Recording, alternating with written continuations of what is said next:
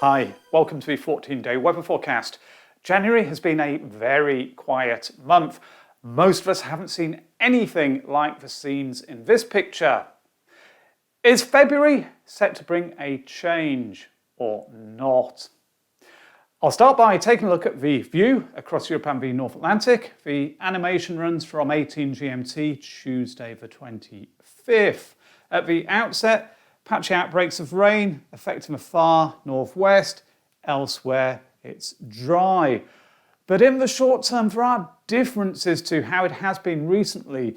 Across the northern half of the UK in particular, there is more mobility. Weather systems moving in from the Atlantic, bringing the potential for rain and stronger winds at times. But it's staying mainly dry in southern regions. It's through the weekend, though, that things need watching closely.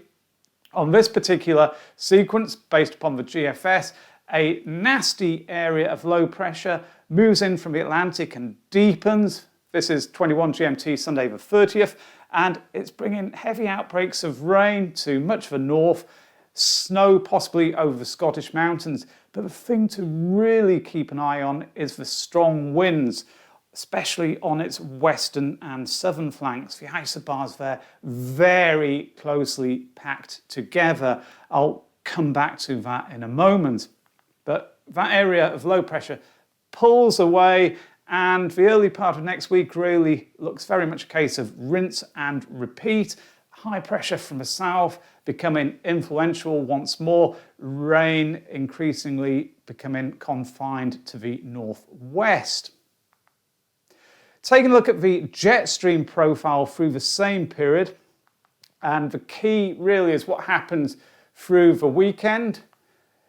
This is 00 GMT, Monday the 31st, and by then that nasty area of low pressure is pushing away southeastwards. But look at the strength of the jet stream, that's really what's pushing it in from the Atlantic and making such a potentially vigorous feature.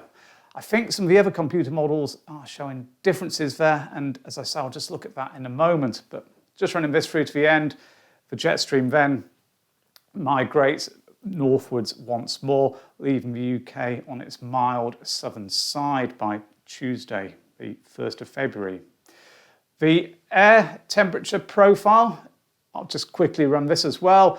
At the outset, the greens over the UK showing rather mild air for the time of the year. It's at times colder air pushes down, particularly across the north, but it's transient, and by Tuesday the 1st, the yellows and oranges there show that the mild air mass from the southwest there has returned, so it's well above the 30-year average once more by this point. The 2-metre temperatures, I've just put them into a table to summarise the trends through the week.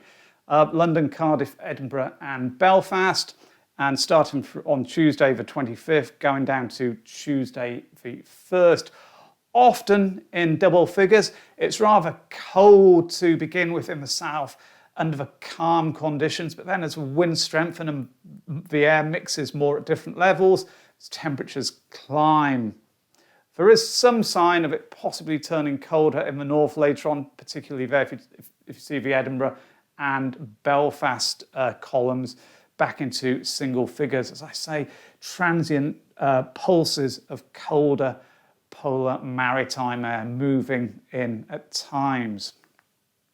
Taking a view of a bigger picture, so right across Europe, Saturday the 29th, the chart shows forecast maximum temperatures across the UK, France, Germany, Spain, the Low Countries. It's mild for time of the year. Some blue shading there over the Alps indicates colder conditions, but really you've got to go up to Scandinavia or way into East Europe to find what many of us think of as winter proper. The main focus, though, as I've already hinted, is probably wind speeds through this first week. So the chart here's from the GFS. It's for Wednesday, the 26th, 21 GMT. At this point, strong winds in the north of the UK, 40s, 50s, perhaps 60 mile an hour gusts in the far north. Not unusual by any means for late January, but compared to how it has been recently, there is a significant increase there. As I say, more mobility coming back into the weather across the north. By the weekend, as that deep area of low pressure tracks eastwards across the northern half of the UK, then down into the North Sea, that is when strong winds could, it's only a could at this point, be a problem in southern and central Britain. The chart here again is from the same GFS model run. It's for 00 GMT, Monday the 31st, showing wind speed gusts there of up to 70 miles an hour in central England, even in the London area over 60 miles an hour. But the GFS model is really at the top end at the moment of forecast wind speeds. Comparable chart here from the UK Met Office global model shows 30s, 40s over much of England and Wales. So still windy, but nothing like those 60s or 70s. The MOGREPS ensemble, so the UK Met Office ensemble, showing forecast wind speed gusts for London is worth taking a look at to see whether it backs up the UK Met Office operational run, which I just showed, or the GFS. I think it's probably true to say it's all of the runs in the ensemble are closer to the Met Office operational one. By 31st of January, the gusts are going up to 50 miles an hour in one or two of the individual runs, but nothing approaching the 60 or 70 that GFS was showing over southern and central Britain. Going up to Edinburgh, and it is a windy picture though, 50 miles an hour in the short term. Then again, another pulse of stronger winds, and that period there, around the 30th or 31st of January, one of the runs going up to about 65, 70 miles an hour. Most of them, though, around 40 to 50. I think, therefore, that GFS evolution with the rapidly deepening area of low pressure is out on its own at this point, but it is something definitely to keep an eye on. Rainfall.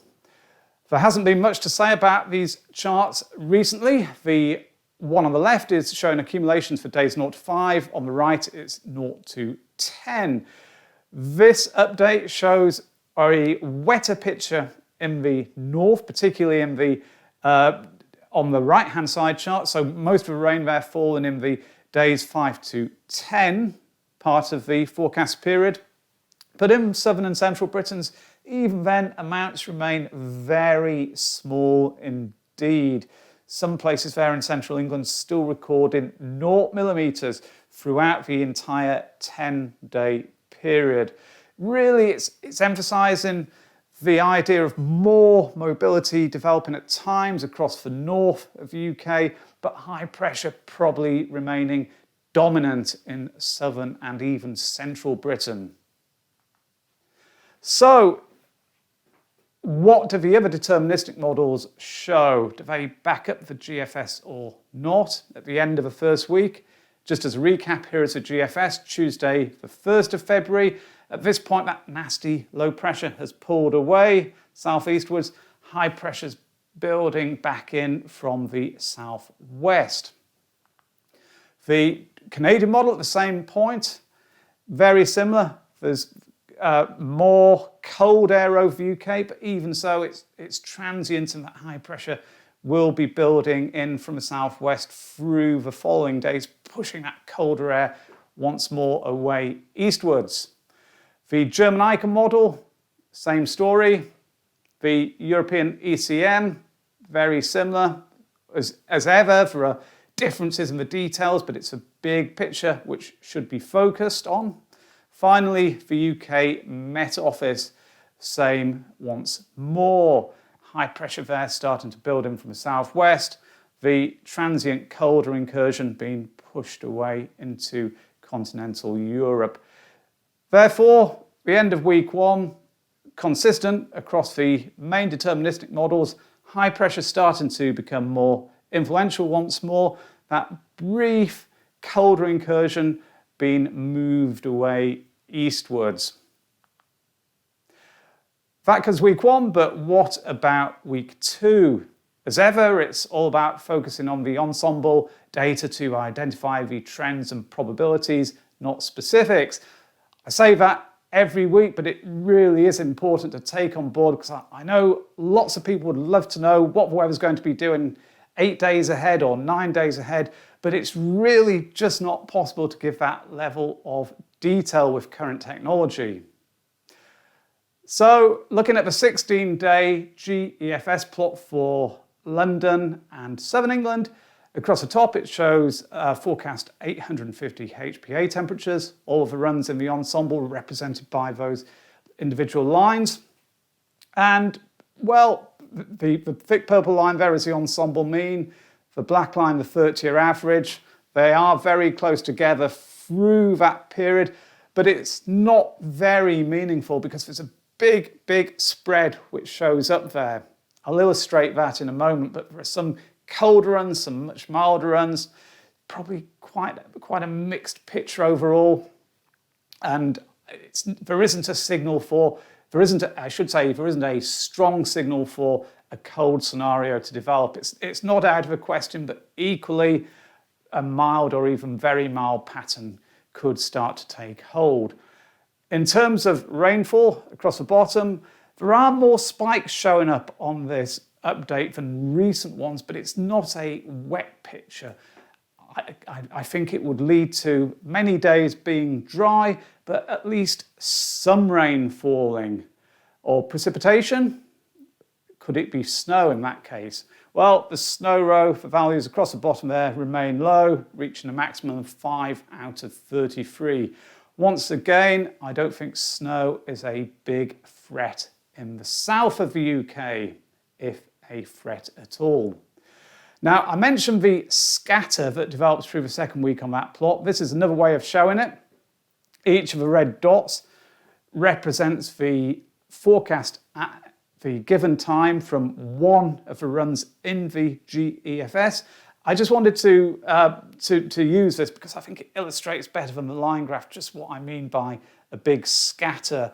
To start with, jumping back to the early part of the 16 days, virtually all the runs are packed tightly together. You can see the dark red there, where forecast output from each individual run is overlaying the others. But then the lighter reds, where there's just one forecast point, one of the runs, they really increase, and that makes it very difficult to try and identify the trend if there is one. I think it's just really saying that there's quite a range of possibilities there. Going up to Glasgow to see what's happening in the northwest. Again, big spread. If anything here, the ensemble means a little bit below the 30-year norm, but probably wouldn't read too much into it. Just some colder incursions being more likely perhaps from the northwest, polar maritime air moving down, then being pushed away again as the next set of weather fronts come in from the Atlantic. That, I think, that idea is reinforced by the precipitation part of the plot, because there are more spikes on this than there have been recently, certainly more than on the London chart that I showed. A wetter picture, not overly wet though. It's really worth emphasising that for the time of year it just looks fairly average. In terms of the snow row here, values are higher than on the London one, reaching a maximum of 12. So 12 out of 33. Still a low or perhaps a moderate chance of some snow falling through that second week. The 2-metre temperature data tables, this one being for London and Southern England really, suggests, with the amount of light green in these columns remaining high and even some yellow, that temperatures will be slightly above the average through the second week. The chance of fog forming and pegging those temperatures back, I think, is lower than it has been recently, because winds do look like being a little bit stronger, so that will really probably work against the chance of fog, even in southern Britain. So although it probably stays mainly dry, high pressure has a lot of influence, maybe just not as calm as it has been recently, and that will make all the difference. Up to Glasgow, if anything here, it's a little bit cooler relative to the average, so I'd say it's fluctuating. Possibility of some colder days, also milder ones. There's a little bit of blue in these columns. Those are really cold runs. A small minority, though, never going above 13%.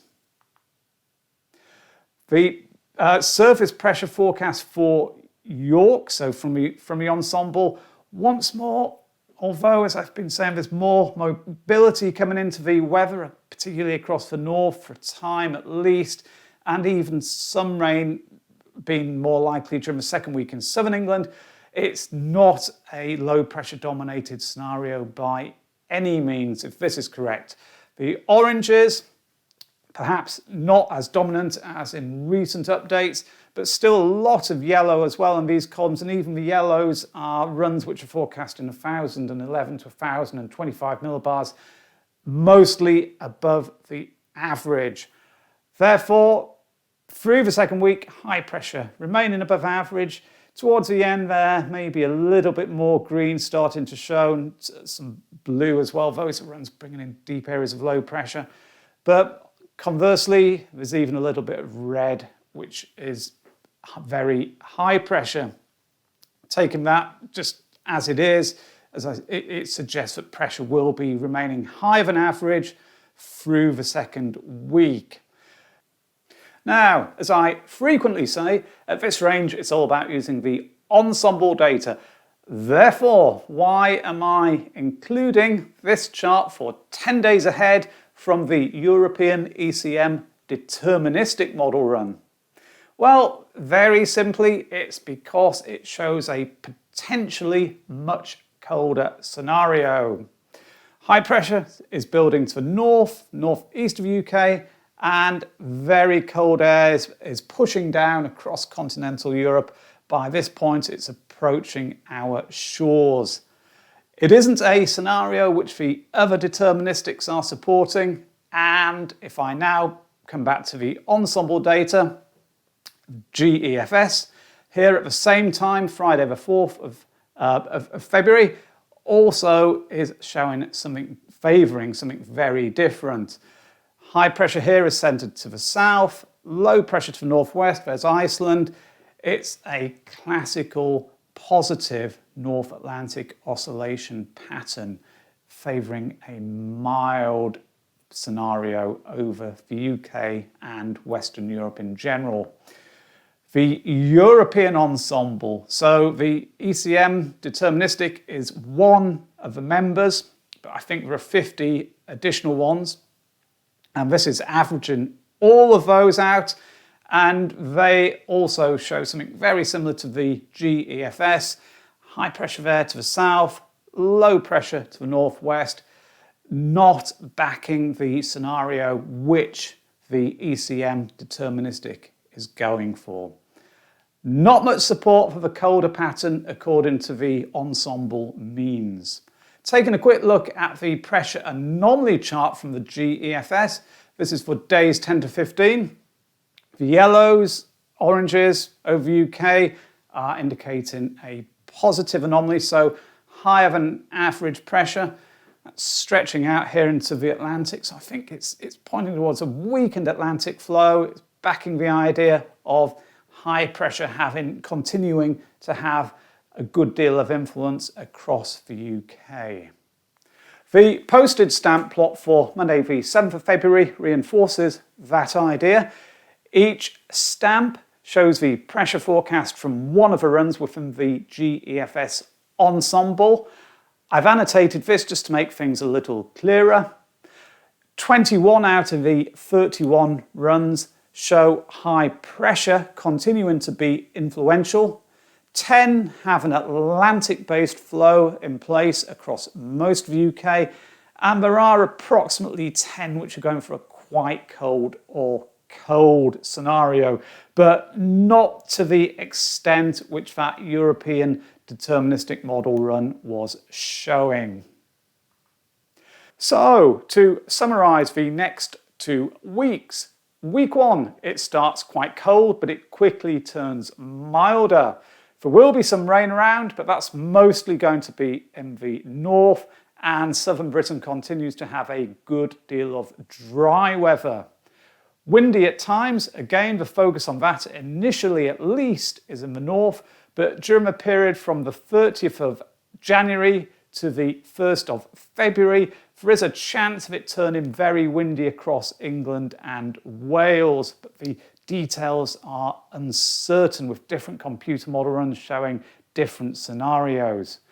By the end of the week, it could turn colder, at least for a time, and especially in the north. There is a risk of snow over high ground in Scotland. Week 2, a rather changeable theme is expected, but having said that, high pressure will continue to have a good deal of influence, particularly in the south. Therefore, wettest in the north and amounts of rain in southern Britain again are likely to be small. Often rather mild, but some colder intervals are possible, particularly in the northern half of the UK. A colder outcome across all parts of the country is not discounted, but the probability of it happening is only around 15% based on current model data. Well, there we have it.